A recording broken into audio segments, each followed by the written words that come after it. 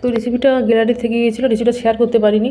তো ভাবলাম বাগানে টাটকা একদম কেটে কেটে একদম হচ্ছে একটা রেসিপি করবো, কম মশলা কম উপকরণে। তো কেটে দিয়েছিলাম, বাগানের সবজি তুলতে এত ভালো লাগে। তো যেহেতু আমি ক্যামেরা করছিলাম, আমি ক্যামেরাটা ধরছিলাম, বাবা হেল্প করছিলো। তো না আমি নিজে সবজি কেটে রেসিপিটা শেয়ার করতাম। তো সবজিগুলো কেটে নিয়ে তারপর হচ্ছে আর তারপর বেগুন আলু সব কেটে নিলাম, ওটা আপনাদের সঙ্গে শেয়ার করলাম না। আর ওদিকে হচ্ছে বাজার থেকে রুই মাছ এনেছে, রুই মাছের মাথা দিয়ে করবো। মাছের তেল দিয়ে করলেও ভালো লাগে।